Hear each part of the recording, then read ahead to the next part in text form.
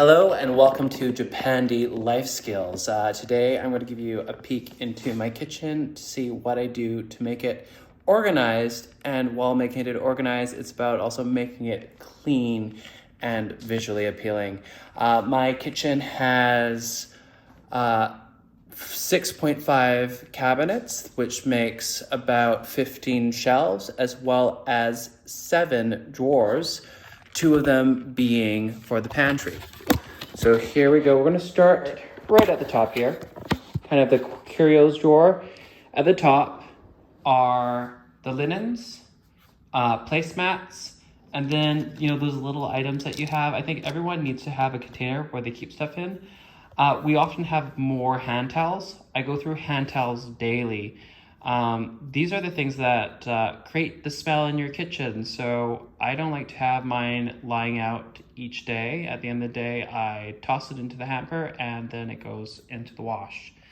I do have a lot of drying towels, but one thing that I would pull your attention to is my little reusable baggies that I can use for snacks, but I also have a whole bunch of Ziplocs. These were given to me.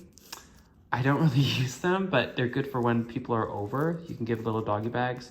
And just to make it aesthetically more pleasing, I took all it out of a box and put into a Crown Royal bag.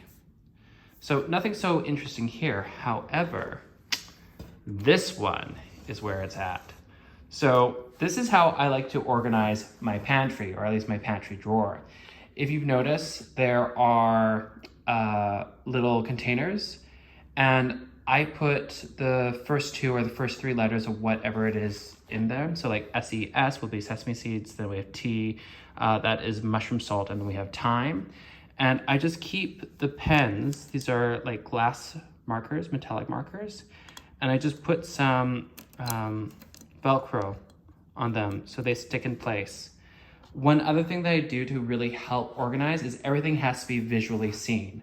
Either it has to be in a clear container, like my bay leaves, or they have to be displayed in a way so I can see it just right at the get-go.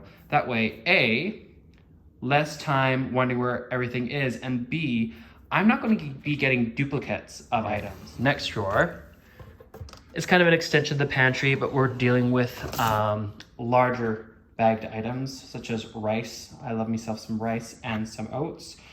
Again, I use the same method. If I can't see what it is at the get-go, I put a label on it, or I put it in a glass container. And what I do instead is I just put the container upside down, so visually I can see it, but to each their own. All right. And over here, this is for the cutlery. I was recently at Costco and they had these beautiful utensil containers, and they're really nice because you can actually adjust them. They have all these additional sleeves, so they can be catered to your own needs.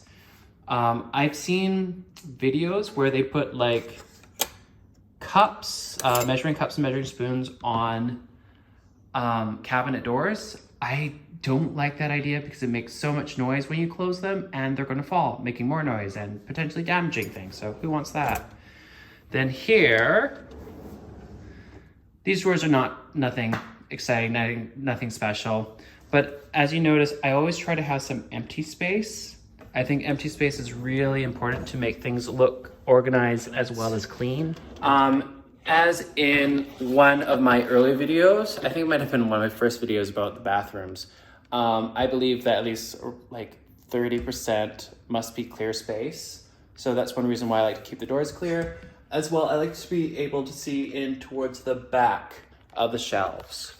So as you can see here, I can see to the back of each shelf. This one, not so much, but the reason being is we have these. These are vintage from the 60s, and I like it just because I look here and then I see the view behind me, and it reminds me to stop and actually enjoy the view, which is why I enjoy having my tea time. The one cabinet that doesn't really follow this rule is right above the stove. The stove, it's an area where you just need to be practical and things have to be available. So I have a lot more containers up here. I can still, again, see to the back from the top, but everything needs to be visual so I can just grab it and go. Sometimes I am unfortunately not as prepared as I would like to be, and I need to know where things are so I can quickly grab them, or the food might get a little bit messed up. This is one of my good finds. Generally, I don't like buying things on Amazon, but I do admit that Amazon is very convenient. So here, this is a teak metallic knife holder. I don't like the ones that go on the counter space. As you can see, I like my counters clear. Clear equals clean. It's easy to see, it's easy to put things down, to cook, to prep, and then to wash it all away. So I like my knives there, and I try to limit the amount of knives. To be honest, we only need 3 knives, like a paring knife, a chef's knife, and a serrated knife. Those are really the 3 knives that we need. We don't need anything more. So as you can see, same idea with cabinets. A minimum of 30% clear. I can see all the way to the back for each shelf. Things are nice and neat. I don't really care for having matchy-match. That's not really the concept of Wabi Sabi. So like, yes, this side is like glass and crystal, and this side is more ceramics, as well as on the top we have lacquered. So it's organized that way, but I wouldn't say that I have a complete set or things don't have to be matching. Like, oh, also this one here, this is my storage. Again, I don't keep much. I'm not saying that I live minimalistically, but I do recognize that some people do have more and it's more crowded. But again, you want to see it, be able to see in towards the back.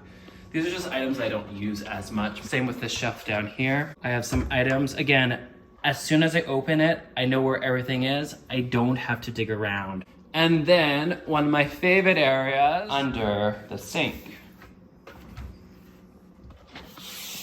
Everything is more or less spelled out. We have our compost, our garbage, our soft plastics, and our containers there. And in the back, spray bottles, and they're labeled, so my cleaning supplies are easy to get. But the same idea goes here. I have my pods for the dishwasher, which is right beside. And finally, the fridge. Naturally, fridges are very contentious. It depends on how big your household is. There's only 2 people in my household, so we try to limit the amount of, what are these called? Condiments that we have. We don't need a whole bunch of sauces. No one needs a whole bunch of sauces. And everything is visual, and you can see all the way to the back.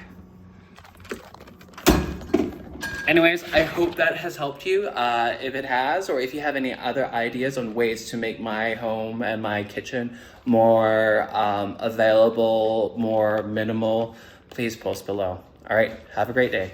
Bye.